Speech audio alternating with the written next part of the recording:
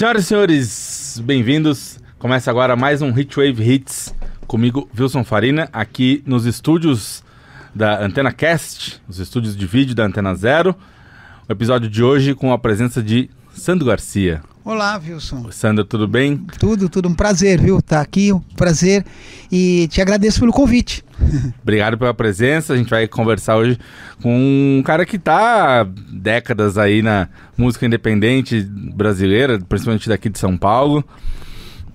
Várias bandas, vários lançamentos, discos que também ele produziu, né? O Sandro, além de tocar, cantar, compor, tem um estúdio também, estúdio dele de música, o Quadrofênia. Sim. Então a gente vai conversar hoje sobre um pouco de tudo isso. Sim. E lembrando sempre, claro, no começo, vocês sabem já, estão acostumados, clique no joinha para seguir os vídeos do canal. A gente está agora, né, tentando fazer um vídeo por semana. Estamos produzindo conteúdos novos. E aí, para vocês acompanharem, saberem, receberem notificação, aquela coisa toda que vocês estão acostumados já, né? Clica no joinha, clica no sininho, né? Até não acostumei ainda. Mas é aqui o canal Hitwave Vídeo, que temos a parceria, né? Em paralelo, o programa na Antena Zero de web rádio. E você pode patrocinar o Hitwave através do nosso Apoia-se. Tem o link aqui na descrição do vídeo. Apoia-se Clube Hitwave, pra gente conseguir continuar produzindo esses conteúdos, né? A gente agradece muito todo mundo que apoia e todo mundo que vier apoiar, sempre bem-vindo. Bom, Sandro Garcia, como eu sempre gosto de fazer aqui, Sim. É pelo começo, começar pelo começo. Você nasceu em São Paulo mesmo, né? Sim, nasci em São Paulo, Wilson. E como que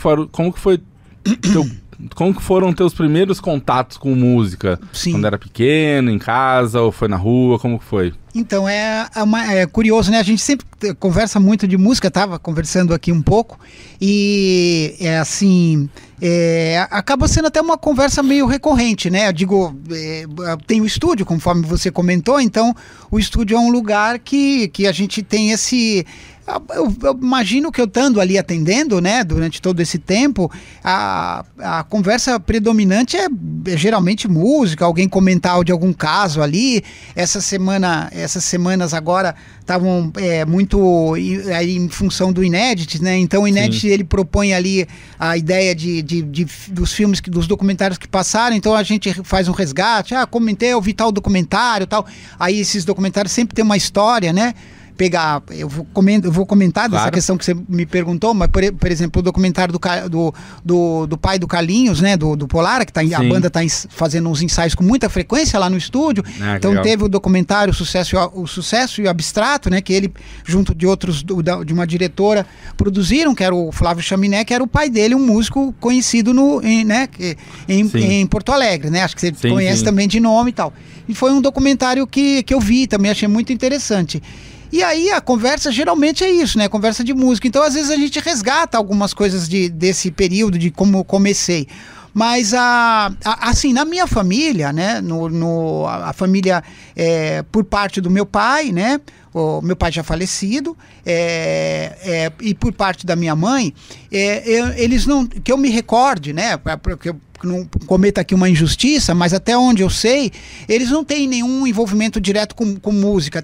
Hoje, por exemplo, tem o Felipe, que é um filho do meu primo, que até esteve no estúdio. Ele é um músico muito bom, mais voltado à música popular, né? Ele é um violonista e tal, que aí eu me lembro de alguém mais, vamos dizer assim, de uma geração mais nova, né? Que acabou se envolvendo com música. Mas na minha geração e na geração dos meus pais, meus tios, né? Eu não me lembro de nenhuma recorrência de alguém que tenha envolvimento com música. Tinha um tio meu, um pouco mais distante, que ele tocava trompete, mas ele abandonou esse instrumento. Era um instrumento que a gente, inclusive, quando ia na casa dessa minha tia, era uma irmã mais velha da minha mãe, a gente sabia que tinha esse instrumento guardado lá, tal, e por algum motivo ele nunca mais retomou essa vida de músico dele. Aí eu acho que ele acabou, acho que era alfaiate, né? Então ele acabou tomando outro rumo, e o instrumento ficou com uma parte ali da memória dele. Algo mais como um hobby, assim. Como um hobby, ficou desse jeito. Sim. Então eu não me lembro dessa... Então, o que acabou acontecendo com o meu envolvimento com música, assim, quer dizer, o que supostamente posso te explicar muito rapidamente que teria sido o gatilho inicial com música, aconteceu um pouco, assim, eu acho que de uma forma meio intuitiva, eu não sei se por uma questão de arte. Hoje eu tenho uma ligação também com uma coisa meio gráfica, né? Então a coisa de livro, a coisa de gráfica também tem uma coisa muito de produzir, de ilustrar. Né? Ilustrações, a Nora, né, minha filha, teve mais uma fase assim, mas o meu é uma coisa mais de produzir, tanto que o material do Continental, as capas e tal. E eu me recordo que eu tinha uma paixão gigantesca pelo meu material de escola. Lápis, caneta, aquilo era uma coisa que me fascinava muito. E continua igual, eu não consigo ficar... tem uns cadernos, tem uma coisa de anotar muito e tal, que ele vem caminhando com quase o mesmo peso que tem pela música, quando não, às vezes até a música fica um pouco num canto e eu fico mais nessa área, né, mexendo um pouco isso, eu não atuo nisso de uma forma profissional, mas eu produzo coisas que sempre gostei. E aí a música, eu acho que num determinado momento ela veio meio que em função do que estava acontecendo nos anos 80 também. Havia uma força muito grande com relação à questão das bandas de rock dos anos 80, em parte, e também das bandas que faziam parte da cena mais underground em São Paulo, né? E eu comecei a trabalhar no centro. E aí, trabalhando no centro, que pode explicar um pouco disso, o meu primeiro trabalho, que era um trabalho ligado à área, a uma área de mercado de investimento, né, que é a Bolsa, tal, que era uma corretora de valores na Líbero Badaró, na Ladeira Porto Geral, né? No edifício Jockey Club, que foi uma época que eu trabalhei, me diverti muito trabalhando no centro, porque a gente bagunçava muito no centro. O centro era um lugar que parecia que era uma extensão do quintal de casa, na Zona Norte, no Imirim. Porque era o office boy, então você encontrava com outros e saía bagunçando. Ia no Rei do Mate? Não, ia um pouco, mas do tipo assim, tinha um carro de alguém que trabalhava nesse lugar, que era um cara que tinha um comportamento um pouco mais assim, vamos dizer, ele tinha uma abordagem mais profissional, mais conservadora, a gente seguia ele na São Bento e roubava a pasta dele. Era umas coisas surreal. A gente chegou a pegar, por exemplo, dentro dessa corretora, aí daqui a pouco tem alguém da corretora, um diretor assistindo o podcast do Wilson, aí eu vou acabar respondendo. Não tem problema. Judicialmente. Passou, já prescreveu. Já prescreveu. Responder judicialmente, porque a gente chegava a pegar, às vezes ia no almoxarifado desse lugar e pegava uns papel higiênico e jogava lá de cima do prédio do 13º andar, na rua, e caía tudo na ladeira Porto Geral, que é a ladeira que desce até a 25 de março. Então foi uma época divertida por esse ponto de vista, mas foi o lugar onde eu conheci um amigo, o Ricardo, fiz uma amizade com o Ricardo, e o Ricardo, ele tinha sido o baixista do SP Caos, que é uma banda que até a Nada Nada, através, acho que a Nada Nada do Matheus fez o lançamento do compacto. E era a banda que o Anselmo, que é o baixista hoje do Inocentes, era o vocalista dessa banda. E o Ricardo trabalhava nesse lugar. E o Ricardo, eu já estava dando os primeiros passos ali com relação a sair para ver show. Eu ia ver show, os shows, às vezes sozinho, né? Também eu complemento um pouco mais, mas claro, de uma forma mais rápida. Ia ver os shows, inclusive, das bandas. É bom esses detalhes, são bons essas coisas. Mas fica à vontade. É que eu vou tentando também buscar um pouco para não cometer equívocos aqui. Não, né? Eu entendo, desculpa te cortar, mas eu entendo também que isso era um monte de coisa acontecendo, que era um momento do rock ter um destaque, assim, sim, né? É verdade. A conexão, ela aconteceu nesse lugar, ela aconteceu pelo Ricardo, já tem então uma relação direta com a cena do punk dos anos 80, né? Assim, ele inclusive com uma banda que era extremamente, assim, vamos dizer, eu posso usar essa palavra? Pode não ser, mas assim, extremamente underground dentro do que supostamente tinha a cena. Vamos imaginar, tinha Inocentes, Cólera, tinha alguma outra banda que frequentava esses lugares, né, que estava na cena punk, mas que estava ali já se produzindo discos, e o SP Caos era uma banda mais ainda ali no subterrâneo, por exemplo, tipo, como é o Uster, que é uma banda do ABC, que eles usavam capuz. Eu tenho até um CD que um amigo meu, o Renato, me passou. Era uma banda assim, bem podre, né? Uma banda que o som era extremamente agressivo, o SP Caos. E aí o Ricardo era o baixista. Então o Ricardo, nessa época, eu estava conectado ou me conectado, ou também buscando os discos de punk, né? Comprando os discos.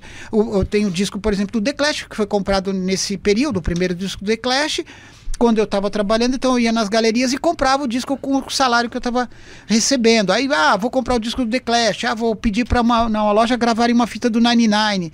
999. No outro loja eu achei o disco do Dix, que é uma banda que eu gostava bastante.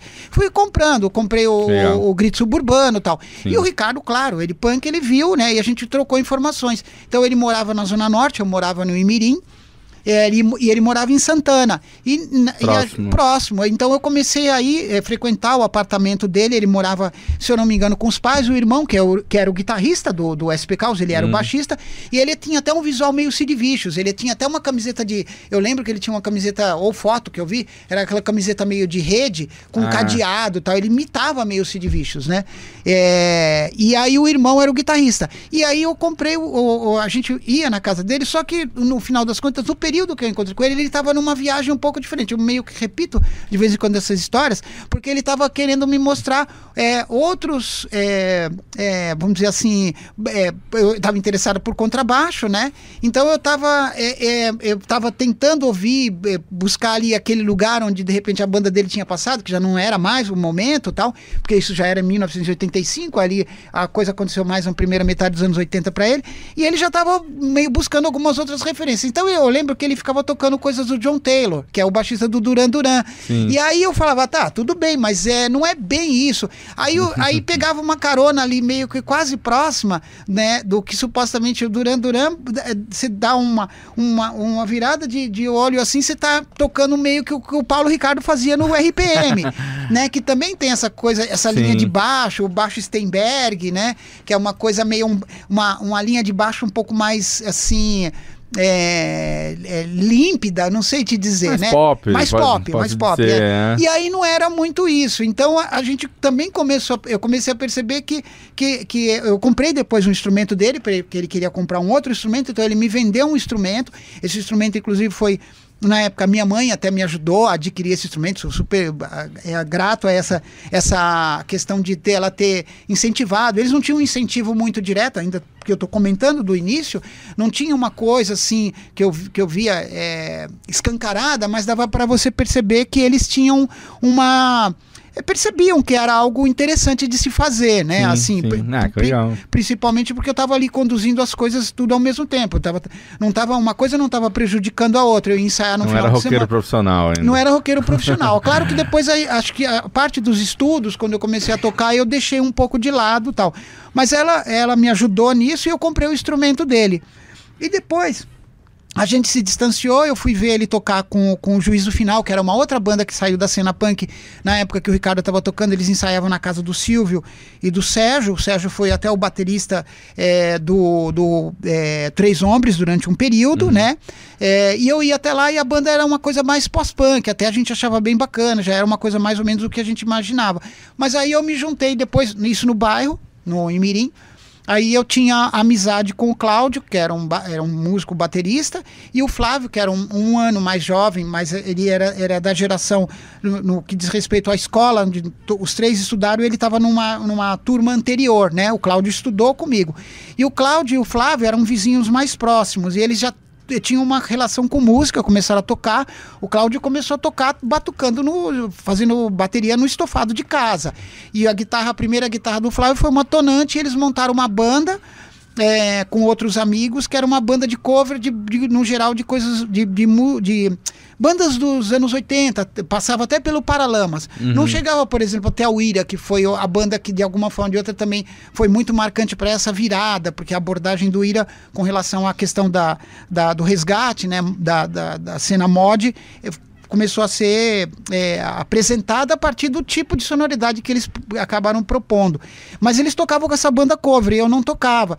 E eu ia nos ensaios, a calça rasgada, a camiseta do The Clash, no outro dia a camiseta da Silks, era meio metida punk, né? Então, ia lá. E aí eu ouvia, e claro, a gente não era o repertório que eu gostava, né? Ao mesmo tempo também tinha uma coisa, que até tá no livrinho lá do André Carmona, né? Que a gente...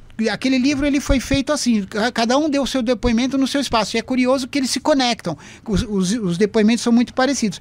Havia os irmãos mais velhos, tanto do Cláudio quanto do Flávio, que ouviam bandas de rock, por exemplo, Black Sabbath, Queen e Led Zeppelin, né? E aí eu tava ouvindo essas bandas. Então aí quando a gente se juntou, a gente, o Flávio começou a me dar as dicas de instrumento e eu muito rapidamente, quase num passo de mágica, comecei a conseguir tocar baixo, né? E que diferente das dicas do Ricardo, que não tinha muito a ver com o tipo de baixo. Então a gente começou a perceber, eles também estavam começando a ficar descontentes com essa banda de cover, e começamos a pensar numa possibilidade de ter uma banda para fazer música própria. Então aí formamos o Faces e Fases, né, nos anos 80, com o Flávio tocando guitarra, o Cláudio tocando bateria e eu tocando baixo. E ela foi, só claro, concluindo de alguma forma, foi um pouco isso. Nesse caminho, havia essa ideia, né? O Flávio, ele tinha uma referência de som que ainda a gente no início estava tateando um pouco no escuro sobre as bandas que de alguma forma ou de outra estavam mais ligadas ao rock sessentista e algumas delas ainda mais específicas ligadas diretamente ao cenário das bandas mod, né? Dessa contracultura. Então era uma mistura de coisas. Então ele estava ouvindo coisas, por exemplo, nessa banda de covers, né? Que ao mesmo tempo era rock nacional, ao mesmo tempo eram as coisas que o irmão ouvia, por exemplo, Kiss, Queen, né? Então ele gostava, eles conheciam o material dessas bandas. Só que quando eles iam em casa e ele levava, chegava lá e falava, toma esse disco do Queen. Eu falei, não vou ouvir. Eu não ouvia, eu não gostava, e eventualmente por uma questão do contexto, né, também. E aí entra na máxima, que a gente já conhece, quando você percebe que o punk propôs a ideia dos 3 acordes, né? E tem toda aquela história que ela é sempre revista, né? Da ideia deles irem contra a indústria ou contra os medalhões de rock, ou falar, a gente nunca vai conseguir tocar igual o Emerson Lake and Palmer, né? Então vamos formar uma banda no porão. Era meio isso, eram os estilhaços disso que a gente estava vendo. Ele me mostrava o disco do Queen, eu falava, mas a gente nunca vai conseguir, ele nunca vai conseguir tocar como o Roger Taylor, e eu nunca vou tocar essas linhas de baixo complexas do John Deacon, assim, né? Então eu vou e aí ao contrário, eu tomo vocês, e vocês ouçam o disco do The Clash. E aí, do disco do The Clash para depois ouvir o disco do The Jam, foi um pulo. Aí sim, a gente viu os discos do The Jam, foi um choque, né? Como o Flávio, o Flávio costuma brincar, ele tinha umas frases, ele fala assim, a gente foi ouvir esse disco do The Jam, foi um choque, mudou o meu DNA. Ele falou, alterou meu DNA desde muito então. Bom. Aí foi um amigo da gente que emprestou o The Jam, mas já tinha a ver com essa proposta, eles começaram a ouvir e a gente começou a também encontrar os discos de rock dos anos 60. Um comprava o The Kinks, o outro achou o disco do Small Faces, aí o outro conseguiu comprar a coletânea do The Who, né? Assim, aí às vezes a gente também estava ouvindo meio que o disco abre um parênteses aqui, né? Às vezes a gente estava ali naquela fase ouvindo meio o disco errado do The Who. Tipo assim, Who Are You, né? Who by Numbers. O Who by Numbers, ele tá aí, mas também já pode... Sim. Porque ortodoxos, né? O pessoal ortodoxos nos anos 60... Aí a Tomo Face Dances ou It's Hard. E a gente tinha. Sim. E a gente ouvia. E a gente gostava muito. A gente não passava por os discos do The Who, por exemplo, era qualquer um. Mas claro que eu tô brincando e a gente sabe que não são discos assim que tem estética mod. Da estética mod. Aí começamos também a comprar. São mais os primeiros. Os primeiros. Aí eu tive a oportunidade depois de comprar o Cláudio, alguém comprou uma edição dupla que acho que tinha o Akiko Oni com o Magic Buzz, que é uma edição que tem as 2 capas, né? Sim. E aí era uma maravilha, porque a gente trocava os discos entre a gente e a gente também não ouvia uma quantidade muito grande de bandas, mas a gente ouvia esses discos muito, né? Como era um pouco... A gente sempre vê isso, né? Eu estava vendo, inclusive, a entrevista do Jair, ele comentando sobre isso, né? A gente ficava ouvindo um disco durante muito tempo o lado A para depois ouvir o lado B. Sim. A gente fazia um pouco isso e ficava ali, né? Aí depois chegava um outro disco, a gente ouvia. A gente fez muito isso no Charts também. Primeiro que vale sempre lembrar isso, né? Outra época, outro jeito de receber informação, Sim. né? Não tinha, né? Isso, exato. para descobrir as coisas era muito mais difícil. Mas eu só queria te perguntar, voltando um pouquinho nesse momento, até antes de formar a banda, tu falou que frequentava os shows. Onde que eram esses shows aqui? Sim, os shows eu comecei em função disso também, do trabalho, né? E eu até cheguei a comentar, eu não sei exatamente assim, por quê, né? De que maneira, né? Por que de alguma forma ou de outra ele se dava dentro desse tipo de configuração? Às vezes eu ia muito em shows durante um período que eu não vou saber te dizer precisamente, muitas vezes eu fui em show sozinho, né? Então eu ia, por exemplo, aí acabava se encontrando. Pegar um exemplo, eu te falo dos lugares, mas um exemplo de um show, eu fui ver o Ira fazendo o lançamento do A Vivendo e Não Aprendendo na Praça do Relógio, com a abertura do Vultos e do Violeta, né? E eu saí de lá do Imirim sozinho. Foi sensacional. Foi muito bom. Foi um show realmente muito marcante para eles, né? Inclusive. Então eu saí sozinho, fui de ônibus, até o centro, e do centro eu peguei um ônibus na Praça do Patriarca, não vou saber que linha agora, para ir para lá. Lá que eu encontrei com algumas pessoas, mas eu não lembro por que eu saí do bairro, onde inclusive eu comentei que tinha os amigos, o Cláudio e tal, para ver, e não fui com ninguém, eu fui para lá. E aí acabava fazendo muito isso. Só esse parênteses, a Praça do Relógio é dentro da cidade universitária. Da cidade universitária ali, da né? USP. Exatamente. E aí, depois disso, eu também comecei a ir em shows nos lugares, por exemplo, ou às vezes em alguns projetos, né? No Sesc Pompeia eu vi muitos shows também, né? Os shows do Violeta, os shows, por exemplo, das bandas, uma boa parte das bandas do rock dos anos 80, por exemplo, vi Plebe Rude nos primeiros shows, o Muzak, Cabine C, né? E ia nesses shows. Então eu ia nesses shows para assim, descobrir, né, desbravar aquele lugar. Era realmente incrível a sensação de estar circulando nessas bandas que já pertenciam, vamos dizer aí, à cena quase do pós-punk, porque eu não cheguei aí no Napalm, eu não cheguei aí no Carbono 14, eu não fui. No Madame Satã a gente tocou com o Faces e Fases, né, e eu não tinha frequentado muito o Madame Satã. Mas aí o Sesc, com os projetos e os shows dentro do teatro, eu vi muita coisa. O Espaço Mambembe, que era, né, na Rua do Paraíso. Aí depois também o Projeto SP, alguma coisa. Que mais que tinha de lugares assim que eu vou saber, que eu vou te comentar de ter visto shows? Engraçado, né? Como foge às vezes. Centro Cultural já tinha Centro shows. Cultural, claro. Aí até o Centro Cultural, até aqueles projetos, o Rota, né? Que ele tinha Rota, por exemplo, ele tinha um nome, só um exemplo, tá? Sim, tipo, claro. Rota 89. Aí tem um número de bandas lá. Visia Doc Moy, Fellini e Vulto, sabe? Não é exatamente essas bandas que tocavam, mas tem ali dentro o registro e tal. Era incrível, era uma coisa muito marcante, e eu sempre voltava com a vontade de querer tocar, né? E o Cláudio e o Flávio captaram também essa relação, e depois a gente acho que passou também a frequentar os shows, né?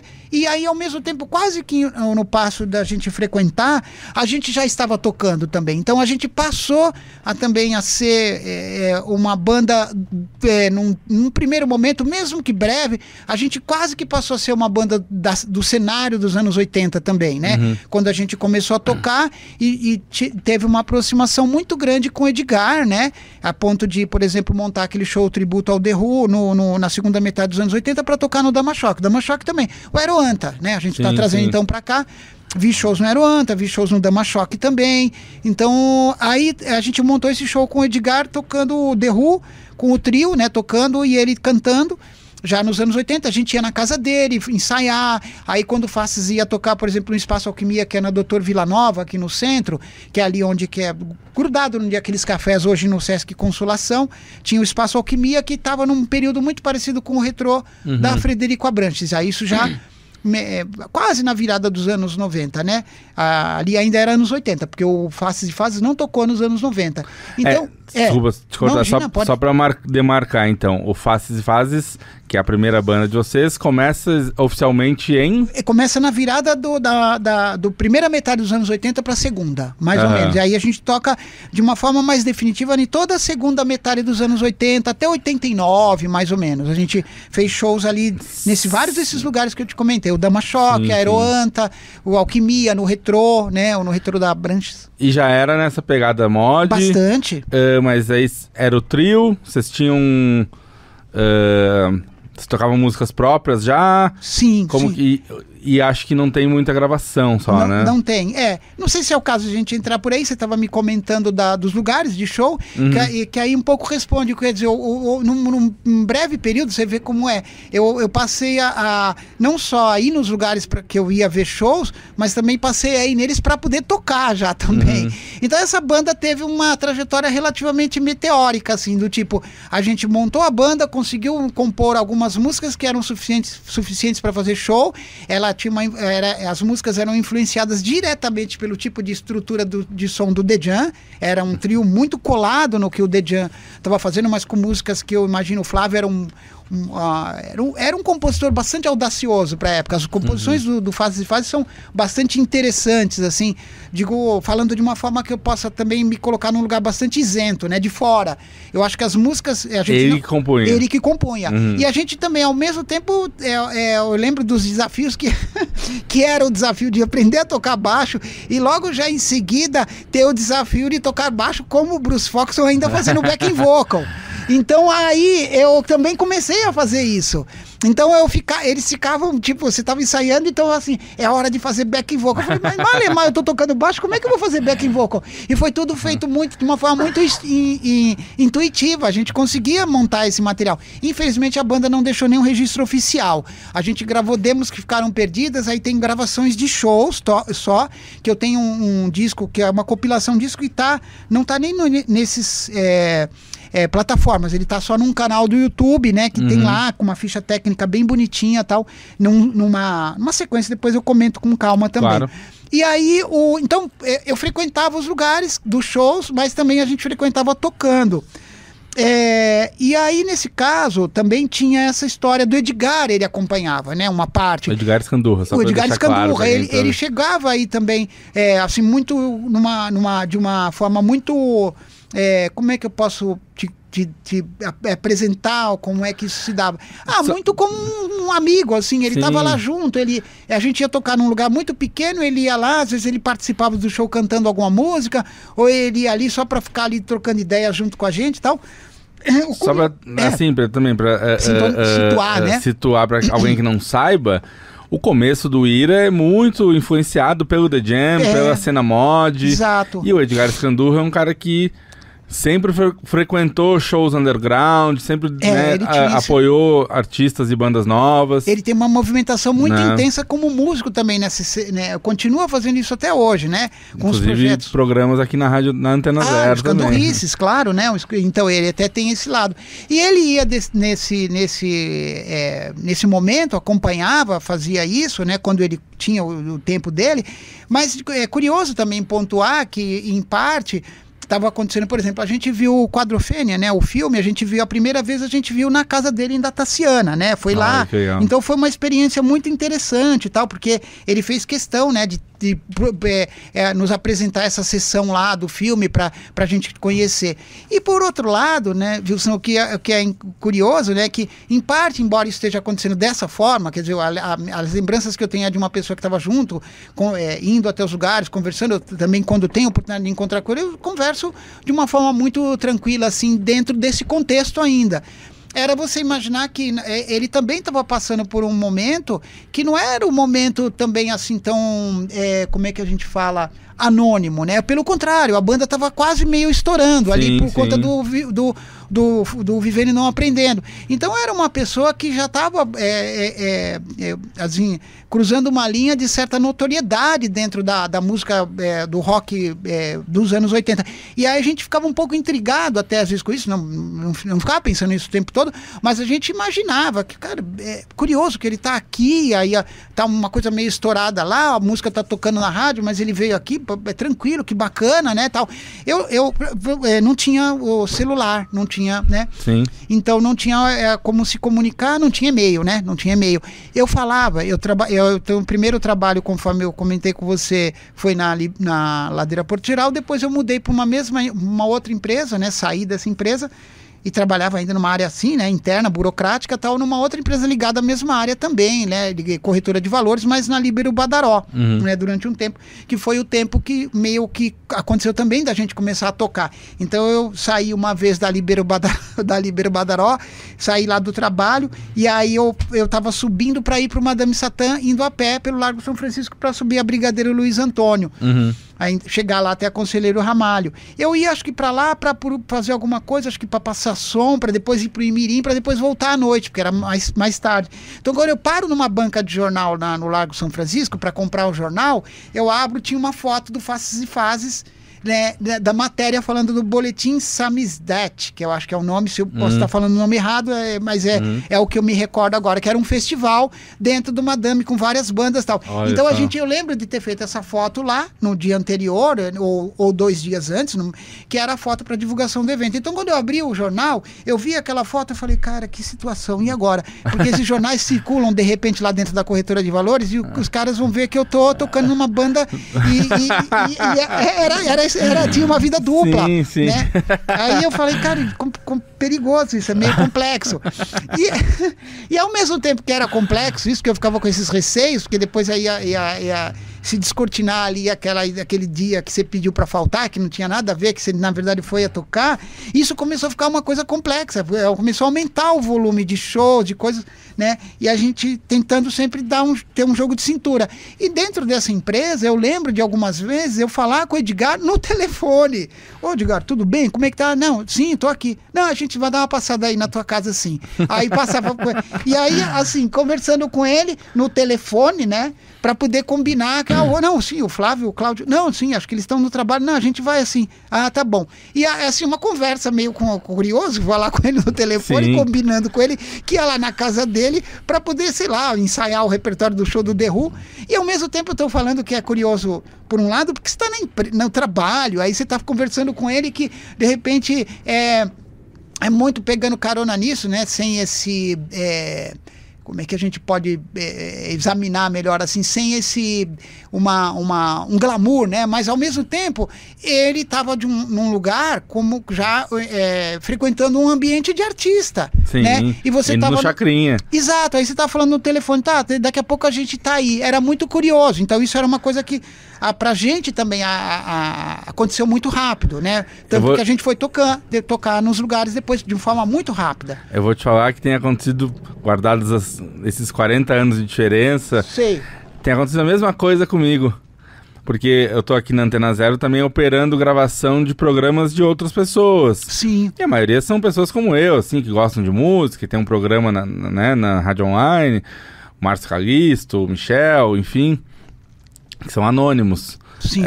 E aí eu também tenho gravado o programa do Edgar. Do Edgar, que legal. E aí é muito louco que tô eu ali operando a mesa e enquanto tá tocando as músicas, eu fico conversando sobre música com o Edgar Scandurra. Edgar Scandurra, e eu falo, cara, mas é um cara que eu cresci ouvindo, que eu gosto desde sempre. Sim. E a gente tá aqui conversando sobre, olha essa guitarra dessa música. Sim, sim. Muito louco isso. Sim, né? sim, exato.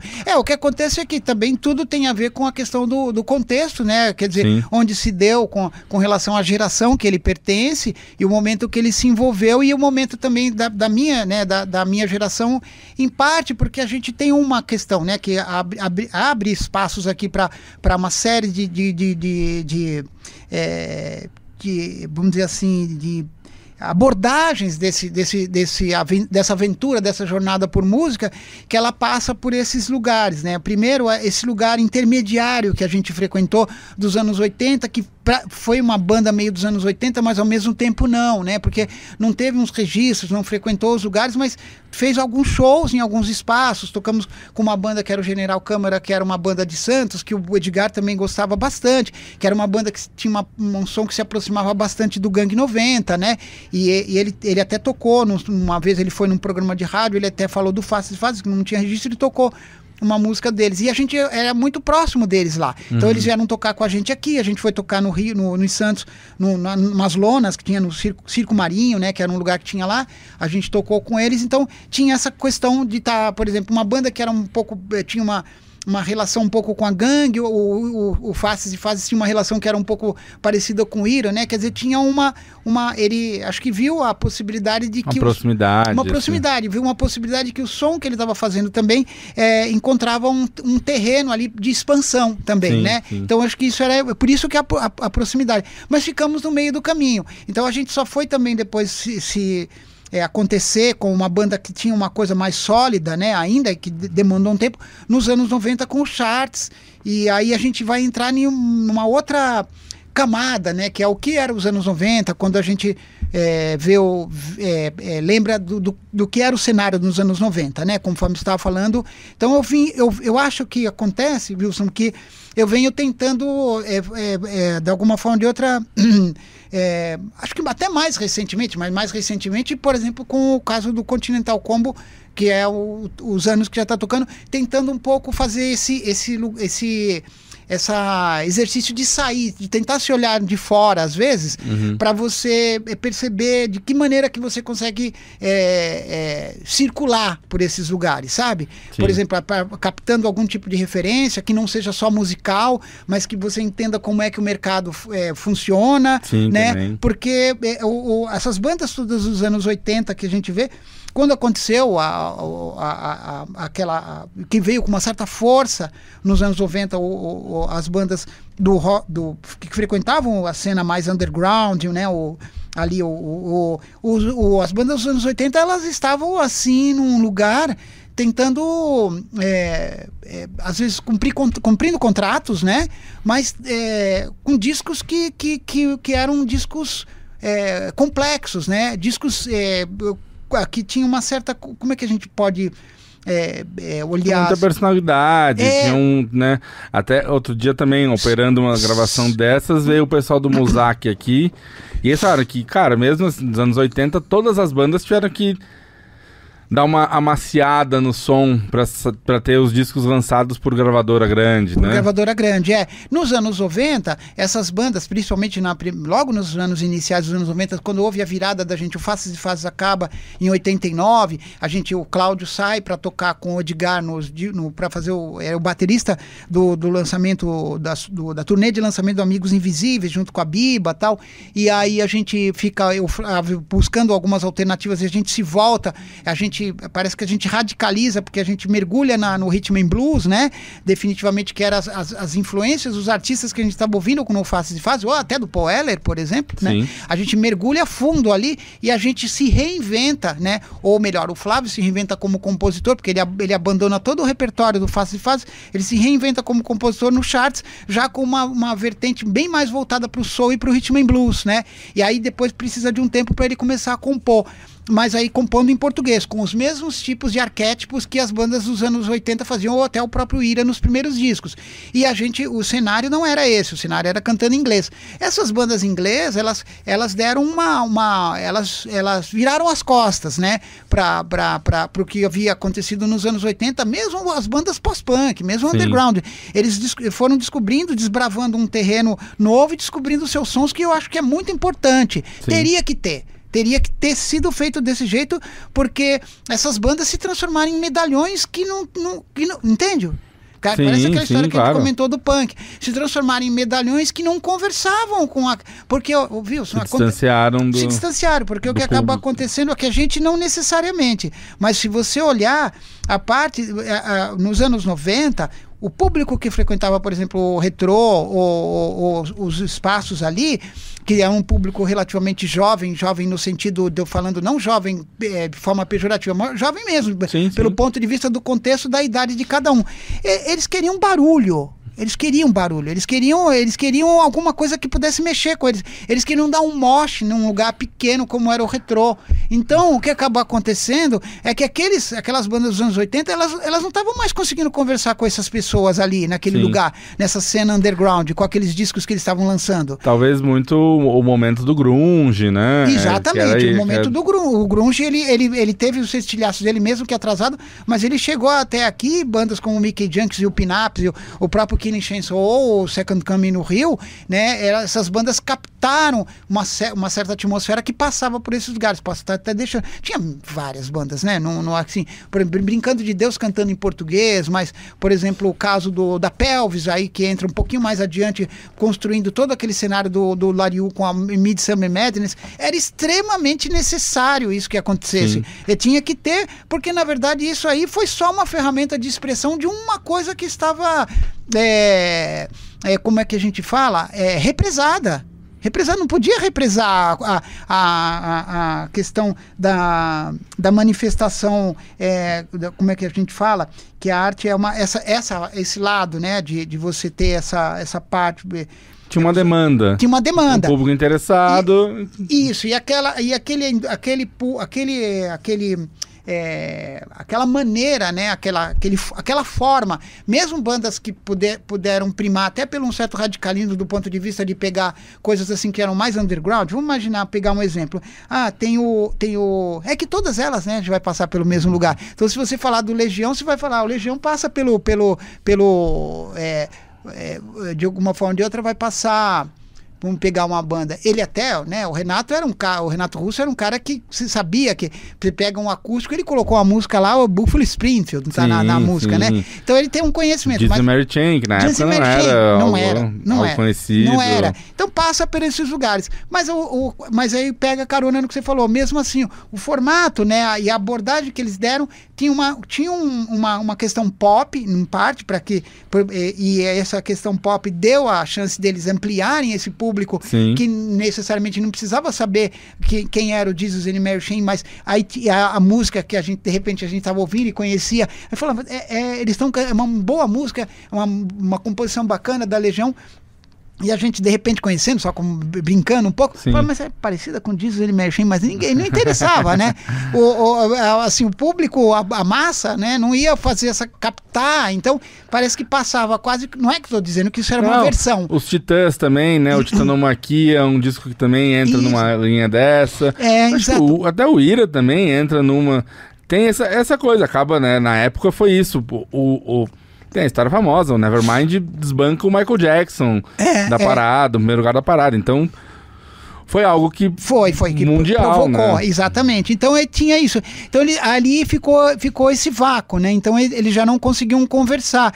E a gente, no meio do caminho, como a gente estava falando um pouco, tocando um pouco nesse assunto, como a gente estava tocando nesse circuito, e ao mesmo tempo a gente tinha, não tanto mais, mas teve a ligação, essa ligação que eu te relatei com a sonoridade do Dejan e a cena e uma questão do mod revival, a gente pode chamar assim, né, que é no caso ainda ali, a gente tinha ainda a nossa conexão com os elementos que a gente estava usando dentro eram os ingredientes que a gente tinha ainda para produzir a nossa sonoridade.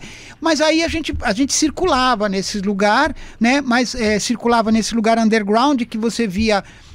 por exemplo, isso falando de uma forma muito rasa. Então, você tem as bandas que gostavam do Stooges e MC5, que eram também bandas importantes nos anos 60. Só que a gente gostava, por exemplo, de ouvir Blues Magoozy, Strawberry Alarm Clock e Sonics, né? Então, mas ao mesmo tempo, dentro de um determinado contexto, os pontos de intersecção entre essas bandas é que MC5 sabia quem era o Sonics. Sim. Então quem estava ouvindo MC5 também tinha que passar pelo Sonics de alguma forma. Então a gente estava dentro desse contexto que era mais ou menos como se, por exemplo, o Stone Roses gosta do Between the Bottoms dos Rolling Stones, a gente tá mais pro Rolling Stones do que pro Stone Roses, que eram as bandas da época dos anos 90. Sim. Então tava no meio desse contexto, e a maneira também que a gente a gente se sentia bem, a gente se sentia acolhido nesses lugares, né? Então, e não se sentia acolhido pelo que supostamente a indústria tinha sido nos anos 80. A gente não tinha nada a ver com aquilo. A gente queria lançar disco independente, a gente não esperava a gravadora, a gente estava construindo a nossa trajetória. Eu acho que até um pouco assim... a trajetória que a gente estava construindo também era uma trajetória até meio suicida, assim, né? Mas era, porque aí depois do final dos anos 90, realmente houve uma virada muito grande de várias questões que a gente foi até onde a gente conseguia, né? Com o Charts. E não sei se eu me estendi de alguma forma, digo bem. No sentido de você... Eu já percebi que a gente vai ter que fazer uma série de entrevistas, Sandro. Imagina, que isso, Vicente. Mas só para deixar marcado, então, para ter esse fio condutor, assim... O Charts daí grava um disco. Grava um disco, exatamente. Aí ele grava um disco assim, com um certo custo. A gente gravou algumas demos no estúdio do Rainer, que é o irmão do Thomas, né? Uhum. E gravamos essa demo, a primeira, que circulou bastante. A gente se distribuía fitas cassetes e tal. Sim. E a gente fez a fita era uma coisa super caprichadinha, assim. A Consuelo fez a capa na época com umas referências super de art pop. Tinha uns desenhos que lembravam até um pouquinho a capinha do Sound Effects do The Jam, foi um pouco a influência e tal. Inclusive, beijo pra Consuelo. Então, um abraço pra Consuelo, que ela também tem esse envolvimento ali nessa parte da produção de capas, né? Porque ela estava ligada a essa área de design, então ela foi uma pessoa que acabou conseguindo fazer a capa do disco do Charts. E no caso, o Sound Effects é o meu favorito. É o meu disco maravilhoso. Aí a gente fez essa fita, depois a gente fez essa fita de novo, e por acaso a gente usou a mesma capa numa fita que tinha sido meio gravado ao vivo, depois a fita em multitrack. Essa segunda fita de multitrack, a gente depois fez remixou ela um pouco mais, assim, eu acho que só remasterizou e juntou com uma outra pequena sequência de faixas inéditas, e ela se transformou no Carbônicos, que é o disco que a gente lançou em 96, que teve assim, ele é um disco que a gente tinha que lançar, foi lançado pela gravadora do Alex e do Minhoca na época, né, do Celso Pucci, que era Suck My Discs, que lançou o Alvos Móveis, que era um projeto do Miguel Barella, em 96, foram os dois lançamentos. E é um disco que foi feito assim, por uma urgência daquele material ter que ser registrado.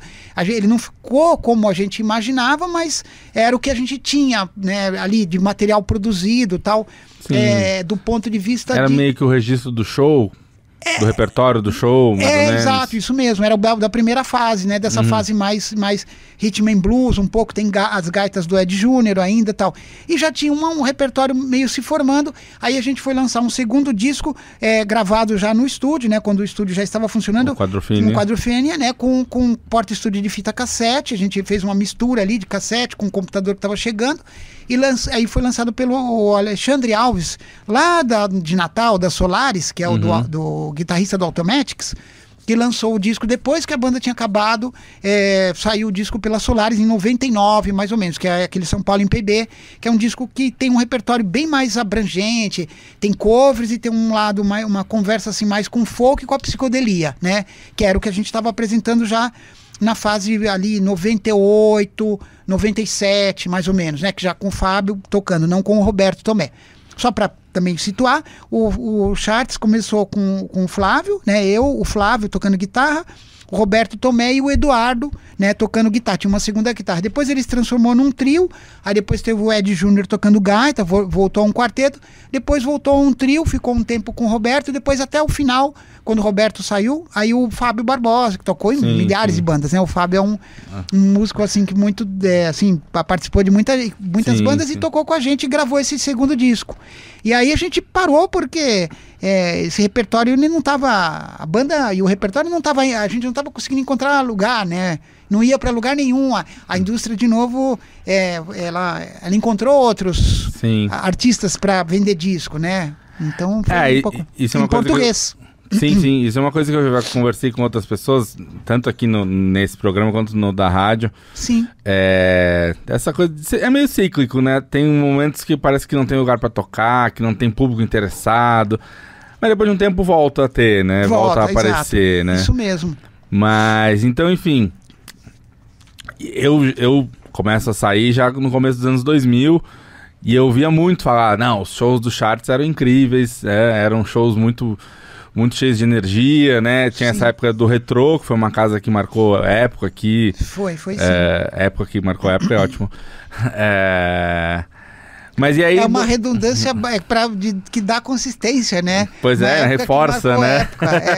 De fato, então dá para perceber que ela marcou, então, né? A partir daí. Mas é isso mesmo.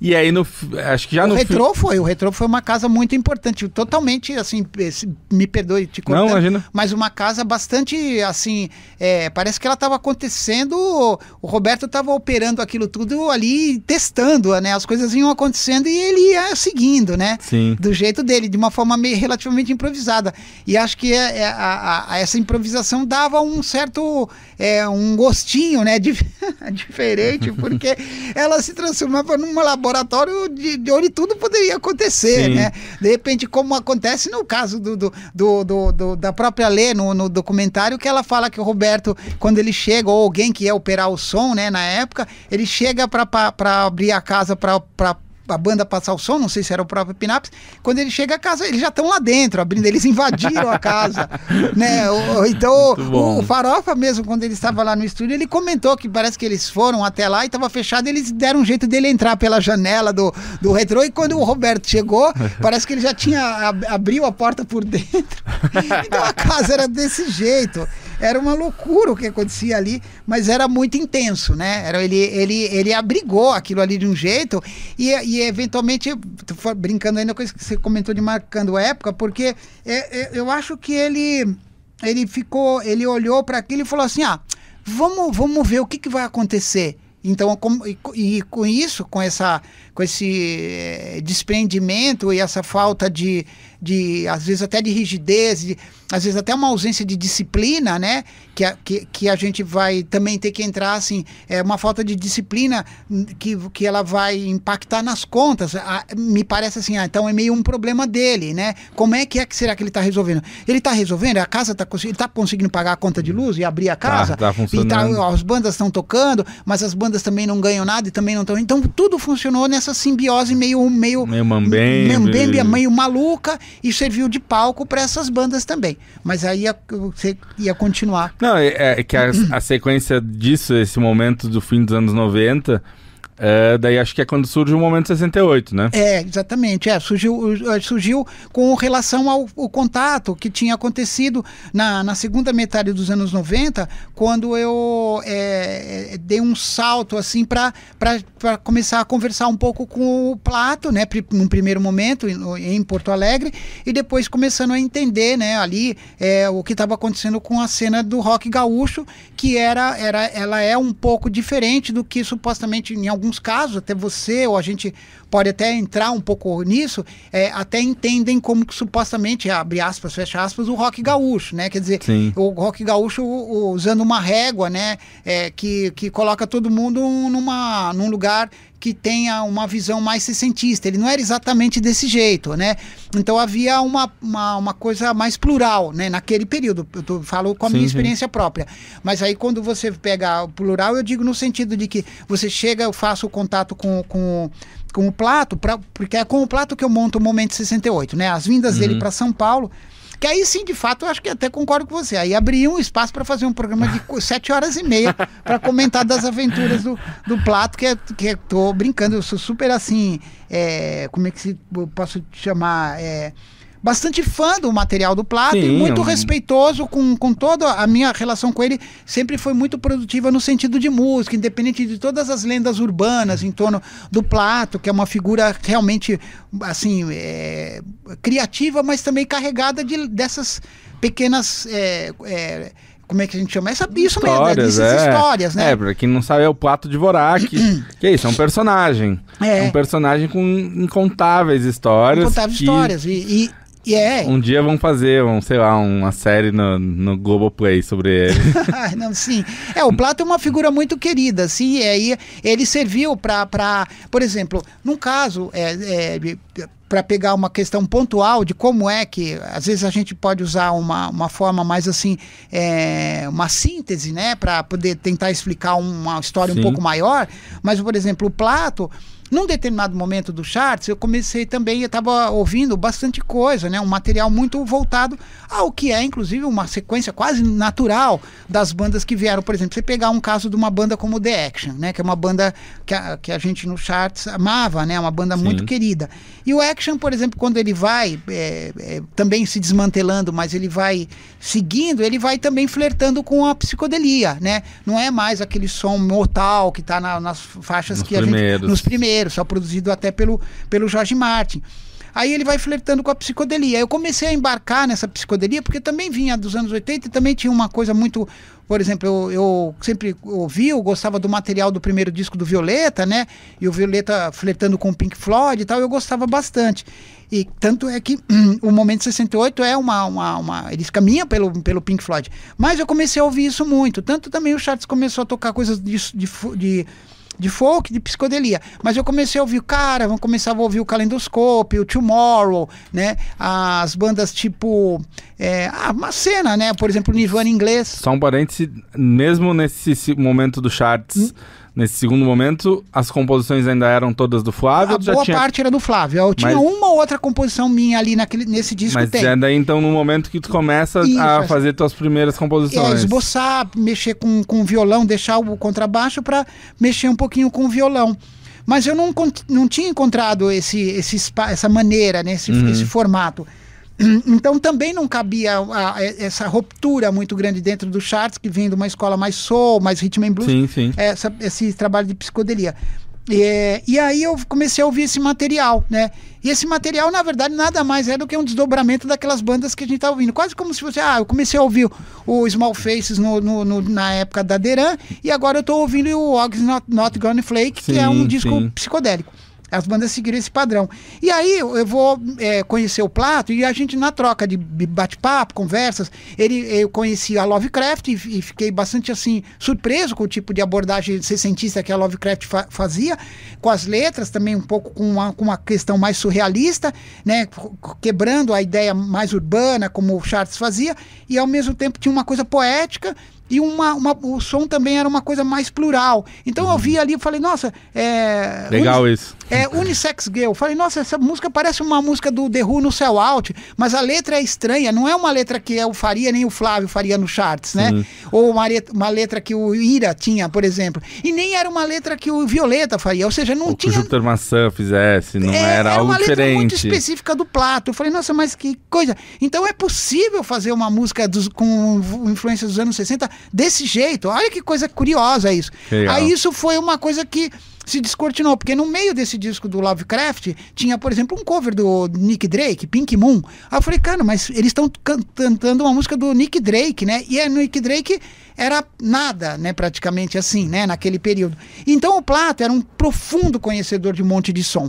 Tanto que num determinado momento, a gente ficou trocando informações e eu gostava do Soft Machine, né? Sim. O Kevin Ayers. Ele tinha uma coletânea do Kevin Ayers, o Fábio gostava, o Golfetti, o Fábio era também muito fã, era escola veio de Canterbury e tal, mas o Plato foi a outra pessoa que dentro do contemporâneo ali, na mesma geração, tinha trocado uma informação, e quando eu fui lá na casa dele, tinha uma coletânea do Kevin Ayers. Eu falei, cara, uma coletânea do Kevin Ayers, né? Então ele era um cara que gostava muito do Kevin Ayers. Então esse tipo de coisa, essas quebras que ele propunha, aproximou e abriu um espaço para a gente construir um repertório muito estranho, assim, muito psicodélico, muito experimental, meio tropicalista e tal, que foi o Momento 68 na primeira fita, onde estão suas canções, que na verdade era um momento que ela foi...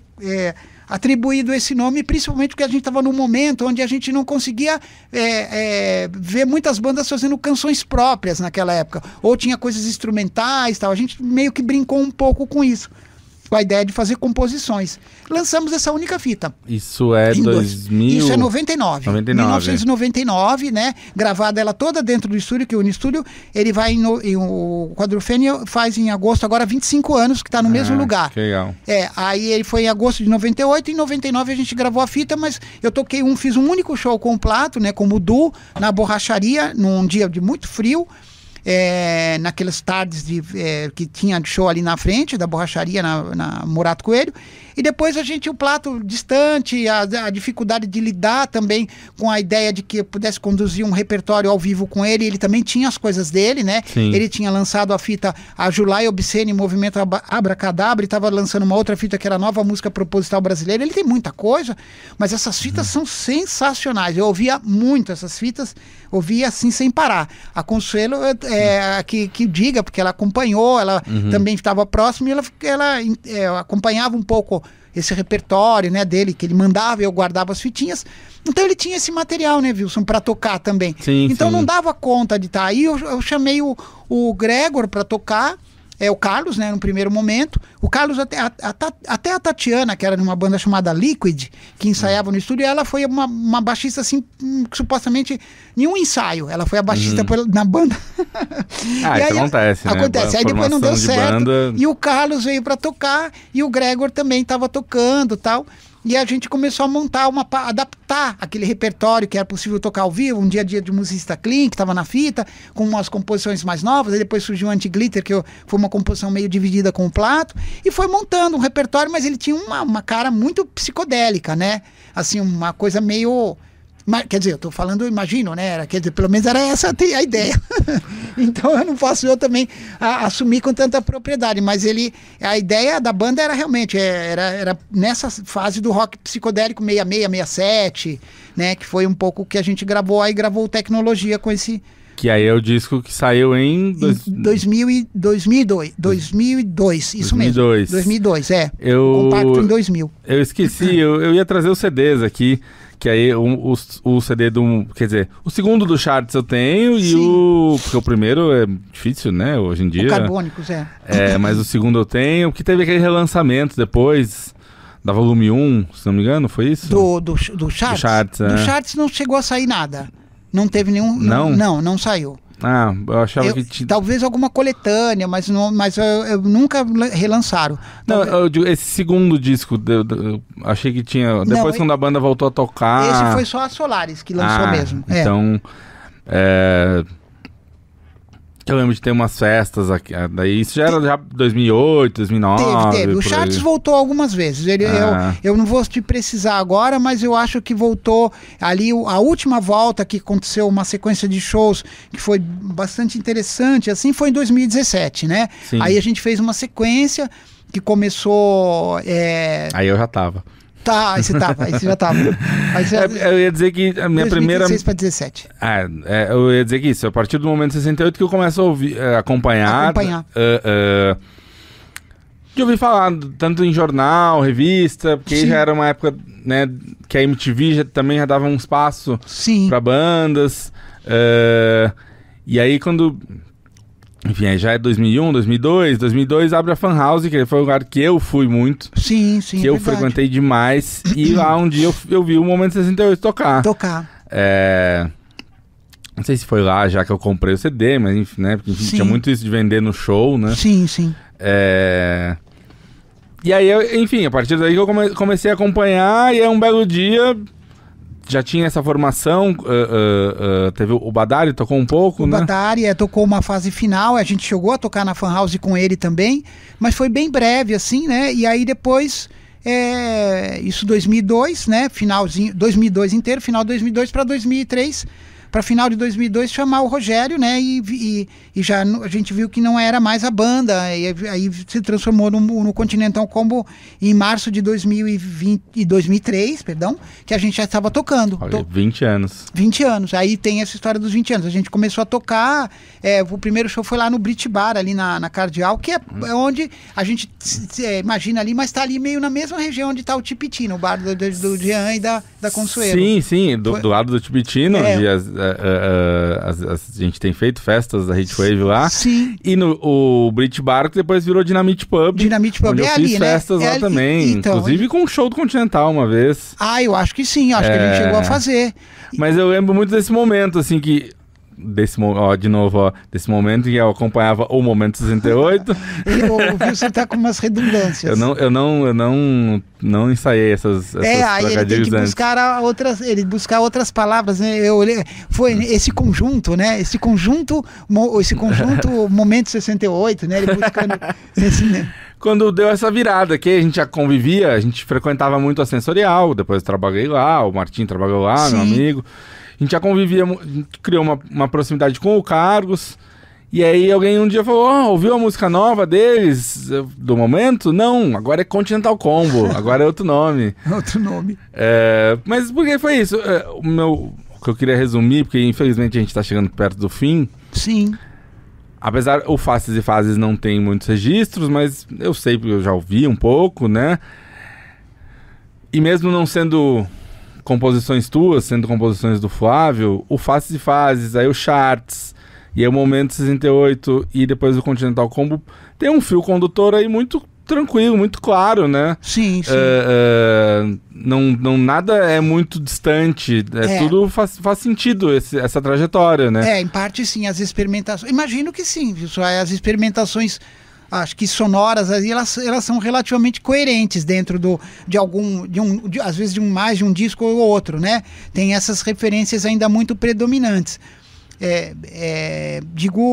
O Continental, conforme você comentou, a cena no estúdio em 2000, ela foi muito forte, né, com a presença, por exemplo, curiosamente eu encontrei até com o Guilherme Barrella, aqui nas Perdizes, que ele está até com um restaurante, né, e ele tinha a Peligro, a Openfield, ele era muito próximo do Eduardo, né, da Slag.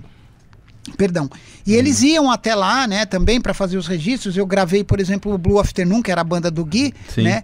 Foi gravada lá no estúdio. Então a cena assim, o que a gente pode chamar de indie rock, indie pop, ela foi muito presente nessa primeira, no comecinho. Então e isso aí foi, como eu já comentei, foi uma influência absurdamente direta na maneira na qual eu podia, vamos dizer assim, usar, né, para poder produzir o material da gente. Então mesmo no Momento 68 nas fitas cassetes. Então pegar, por exemplo, qualquer coisa assim, um exemplo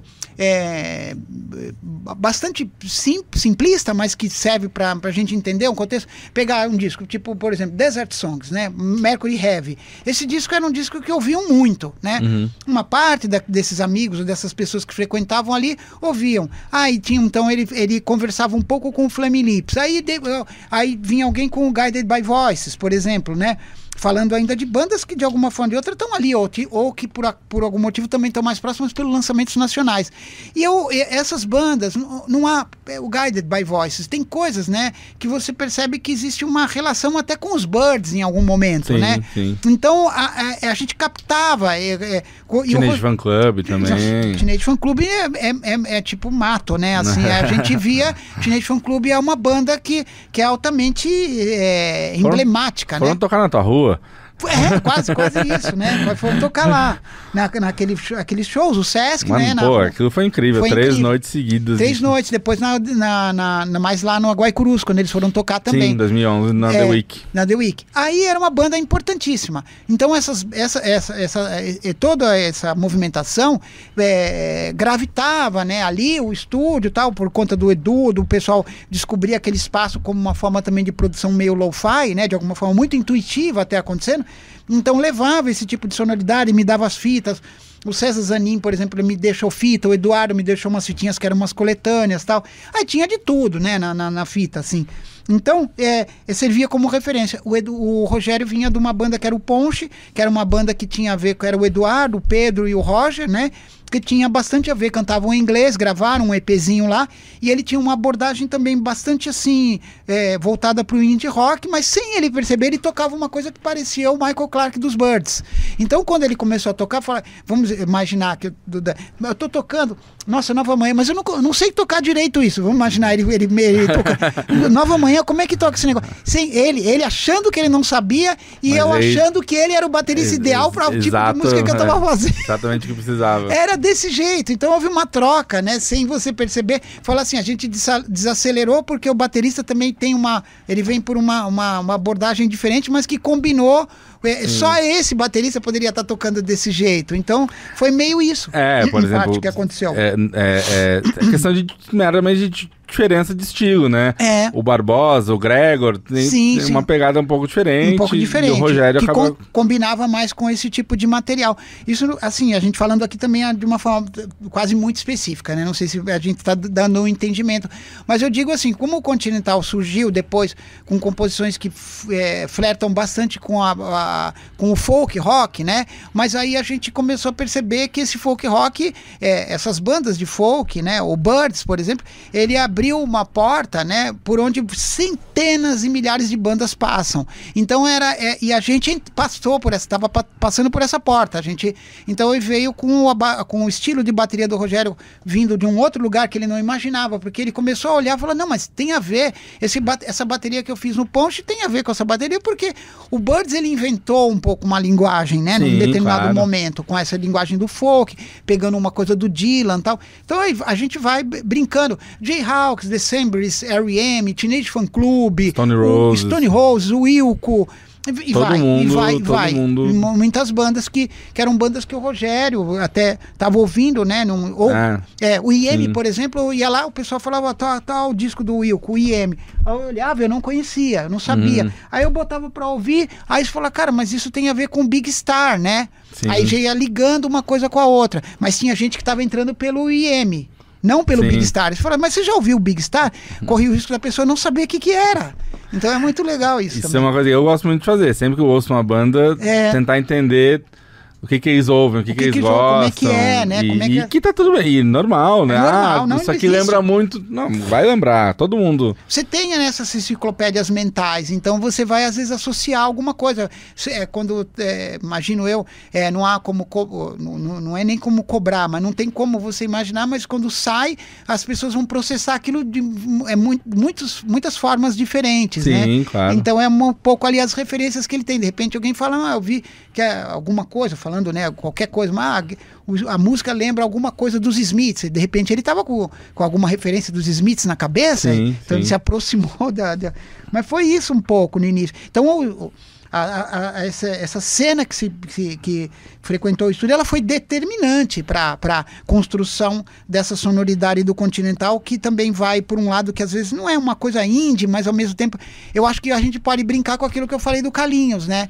Que talvez o Continental seja sessentista demais para os indies e indie demais para os sessentistas. É um pouco quase isso, assim. E acho que nessa época, não posso deixar de citar, também tem uma importância que talvez esse som mais anos 60, mais psicodelia, mais mod mesmo, tinha outra galera fazendo, né?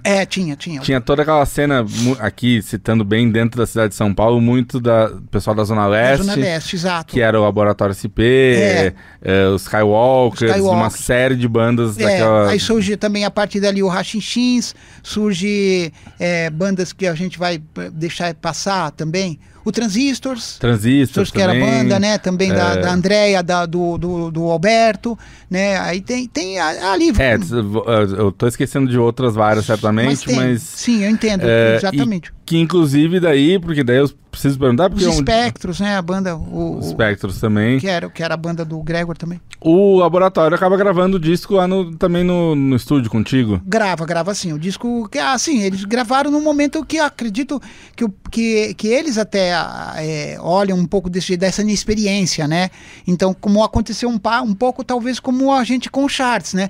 Não entendendo muito bem o que a gente estava querendo fazer, no estúdio ele também não entendendo o que a gente queria que a voz só ficasse num canal, ele achava que isso era estranho, né? Então a gente queria que ficasse... Mas aí você volta num momento que parece aquela história do Ira brigando é modo de dizer, criando um sério desentendimento sobre as referências que o Liminha apresentava. Liminha, né? É um trio, mas então ouve Rush, né? Ele queria que eles ouvissem Rush.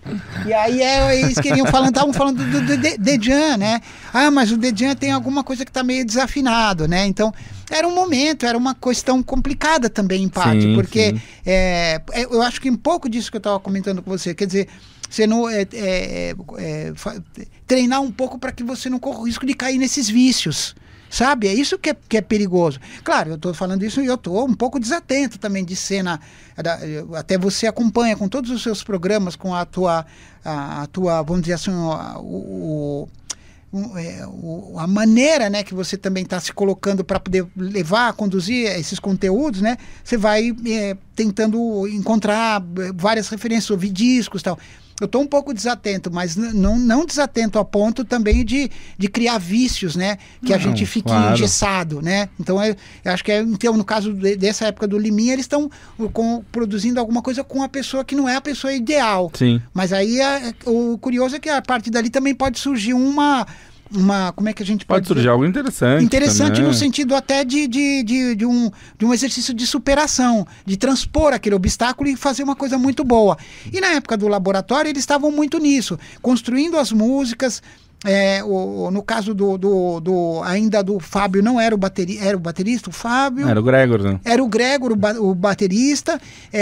O Juninho estava ainda também nos passos iniciais de compor, mas gravaram um disco que é muito emblemático também, muito importante para essa cena, com as composições, né? Eu achei muito boa, que depois ele se vai também se transformar no caso do Modulares, né? Sim. Que vai lançar os seus EPs e tal, e que é uma banda que cá entre nós merecia um disco, né? Claro, isso eu já cobrei. É uma banda que teria que ter um disco. Senhor Jun Santos, fala, cadê o disco do Modulares? Ou compilar, né? Ou fazer junto algum material. Tem um álbum, né? Os EPs são importantes dentro dos registros que ele faz, mas o disco, né? O disco a gente gosta do disco. O disco até um disco de vinil. Lançaram o EP, o compacto, né? Até que não é muito fácil, mas seria interessante. Sim. É que isso, o disco do laboratório pra mim também também tem isso. Eu tava ali naquele momento, convivendo, vendo os shows. Então é um disco que pra mim é muito especial. Eu gosto demais daquele disco. Das composições, né? São bem legais. E eu vi muito. E aí, enfim, e aí o Continental, 20 anos de carreira, lançou 5 discos já, né? Sim. Mais uma série de EPs e singles e músicas soltas. Foi isso. A gente foi aproveitando, né, o privilégio de estar também com o estúdio meio à disposição. Sim. Então aí foi produzindo, foi fazendo isso. Tem uma sequência de EPs, né, começa com Nova Manhã, né, que é um EP que a gente lançou assim rapidamente, logo depois que o Rogério entrou, e depois o primeiro em 2005 que sai pela Monstro. Quer dizer, assim, não detalharia, né, cada um, né, deles, mas foi uma sequência. O primeiro, o álbum homônimo. Vai voltar aqui para detalhar. Tô aqui à disposição. Não, mas desculpa, te cortei, mas é isso. A Vida é um Mistério, né? O estúdio à disposição ajudou também. Ajudou muito, aí a gente foi produzindo essa sequência de discos, então tem hoje um repertório, né, que a gente fica podendo escolher um pouco assim, a gente não toca mais, ou quando toca também, em parte um pouco isso que você comentou, né, como houve essa passagem de tempo, a gente toca algumas músicas tipo do primeiro disco, tipo Na Estrada, ou Paisagem Pintada com Chá, e é uma música que ela cria uma sensação estranha, né? Meio nostálgica dentro da banda, assim, sabe? Porque é uma coisa que você tem a ver. A gente tocava Paisagem Pintada com Chá quando eu tava tocando na Fan House, eu tocava no Milo, Garage, por exemplo. Então você tem uma fotografia, né? Essa música fez uma fotografia daquele período. Então, um pouco isso. Mas depois foi fazendo discos que às vezes tem mais a ver com folk, sempre pontuado pela guitarra de 12 cordas, sim. Que é um instrumento marcante na sonoridade da banda também, que aconteceu o uso desse instrumento extremamente por acaso, assim, de uma forma até bastante curiosa, porque o Flávio tinha um violão de 12 cordas e eu ficava brincando, dedilhando quando ia até a casa dele e tal. Eu achava bonito o som e vi que aquilo era um elemento que tinha a ver com a sonoridade que a gente estava ouvindo. E aí eu cismei, né? Falei, poxa, eu vou comprar uma guitarra de 12 cordas, né? Para tocar. E tinha uma guitarra Telecaster, uma guitarra de 6 cordas normal, que foi usada no Momento 68, a guitarra lá, né? Sim. Então, o Momento 68 foi um lugar também que foi para desbravar esse lugar meio desconhecido, que é a guitarra. né? Porque ela dava chance de compor. Aí a guitarra de 12 cordas. E quando eu comprei, viu-se essa guitarra, a gente começou a usar ela, e ela era falando de uma forma técnica, né? Mas dá para entender, ela tinha uns captadores, um tipo Seymour Duncan, que é uns captadores tipo de Les Paul, né? Que tendem a ser o som mais grave. E a gente quando eu ligava ela, o som saía muito pesado, grave, e parecia que não combinava nem com o que eu estava usando com a Telecaster. E a gente começou a ter problemas com esse instrumento, assim, no primeiro momento, que eu não conseguia fazer o uso do instrumento. Aí eu fiquei pensando, fechando. Eu falei, mas o que eu fui fazer? Eu comprei um instrumento e não estou conseguindo usar o instrumento, né? Mas ela tinha um botãozinho que era um botão de defasador, que você puxava, tipo um push-pull. Quando você puxava, ele transformava os captadores em captadores single e o som ficava agudo. Então ficava com um som tipo a Danelectro, ou uma Rickenbacker, ou a Telecaster. Aí eu descobri um negócio aqui na guitarra. Eu, ignorante, né? Ignorante do equipamento. Descobri que eu posso tocar a guitarra. Aí não só descobri esse som da guitarra, como também descobri que ela tinha como atenuar a regulagem dela mais próximo da Telecaster. E que a partir dela ela ofereceu aquela sonoridade que a gente estava imaginando possível, e que alguma música que a gente estava esboçando começava a combinar mais com ela. Então, por exemplo, quando foi feito Nova Manhã, era uma coisa com violão, mas tinha um riff de guitarra de 12 cordas, mas depois percebi que tocando com a de 12 cordas tinha tudo a ver, criava uma cara para a música. Aí foi feito várias composições com ela, que só podem ser tocadas com guitarra de 12 cordas. No repertório dos shows, hoje é metade, né? Toca 3 músicas com a guitarra de 6, que é mais urgente, tem mais a ver com o momento, por exemplo, e depois o resto é tudo 12 cordas, ali meio R.E.M. e tal, meio Birds, né? Sim. Vai tudo por ela. Então foi uma coisa que quase que esse botãozinho apareceu do tipo, num último momento, assim, help me, né? A guitarra pedindo para ser usada, quase que ela sai do lugar que cria uma linguagem. Então foi muito engraçado, porque eu te conto porque a priori foi um momento assim também de impulso, né? A gente pode dizer, num momento de impulso fui até lá para comprar um instrumento, e cá entre nós, né? Não é uma coisa assim que, por exemplo, eu não tenho essa regalia para, por exemplo, eu já tinha um instrumento, tinha um contrabaixo lá parado que eu estava usando menos.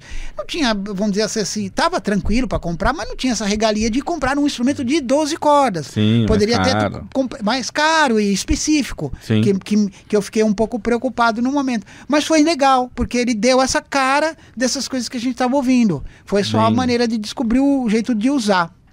E aí foi a partir daí. E aí é praticamente a característica da banda, né? Aí vem gravando os discos, sempre tem coisas de 12 cordas, como tem... Aí depois a banda foi com um quarteto, né? Importante pontuar isso. A partir de 2007, eu acho que foi isso, né? Se eu não estou enganado, agora eu posso estar cometendo aqui um deslize na data, que foi o show. O Marco até fez a publicação, ele até comenta disso, que foi o show tributo ao Birds, que ele foi ver na Fan House, e que aí foi a entrada do Carlos Nishimiya, que tocava no Maria Angélica, e ele ficou tocando com a gente durante um tempo, até mais ou menos 2011. Então o Carlinhos, né, o Carlos Nishimiya, ele grava um disco, ele grava o terceiro disco inteiro, né? E grava uma parte do quarto disco também, né? Que é o primeiro. Na Cidade. A Vida é um Mistério, Conveniências na Cidade, ele grava inteiro.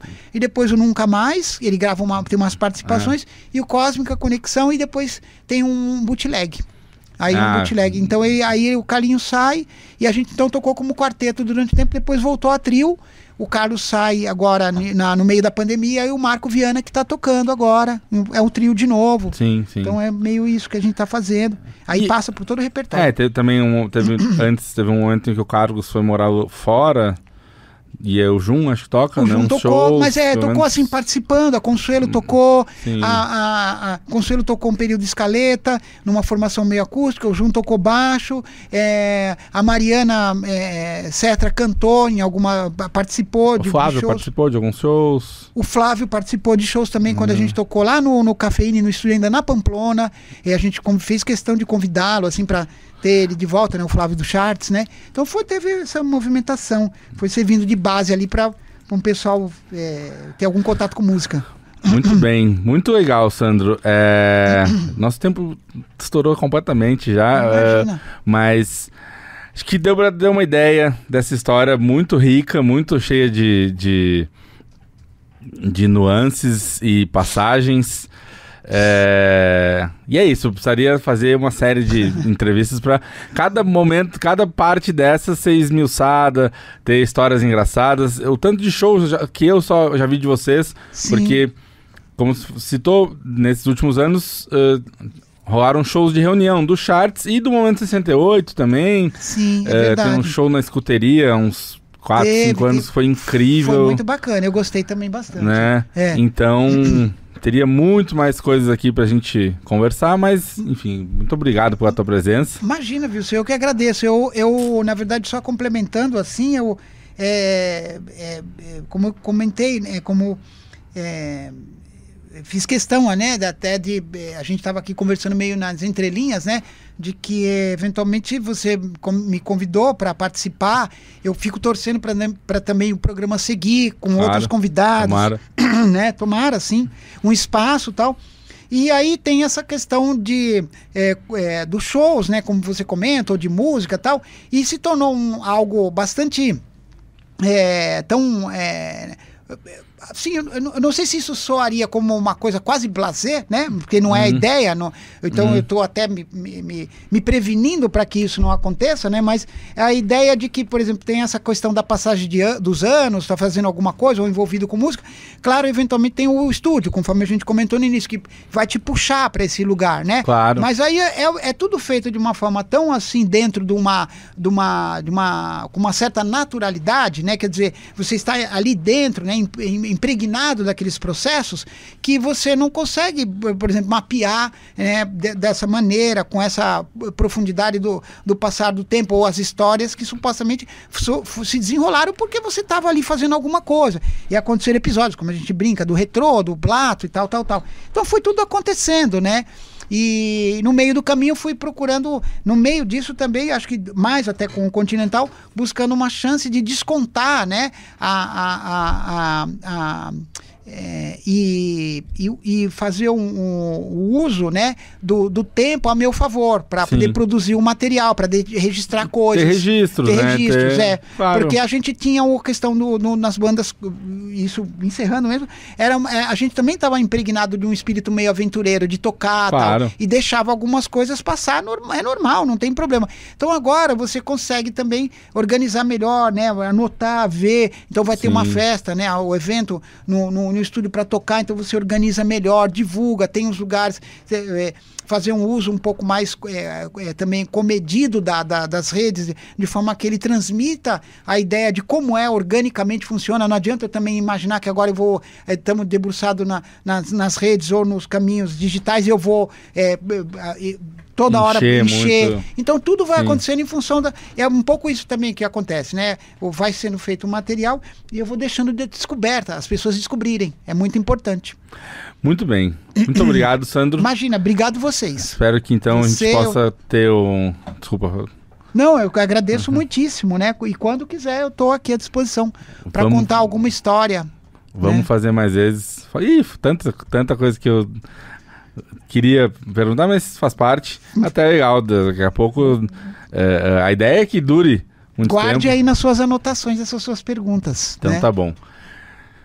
Muito obrigado a todo mundo que assistiu. Vocês sabem, deixa o like, acompanhe o canal, acompanhe o programa na Antena Zero também. E até a próxima. Valeu.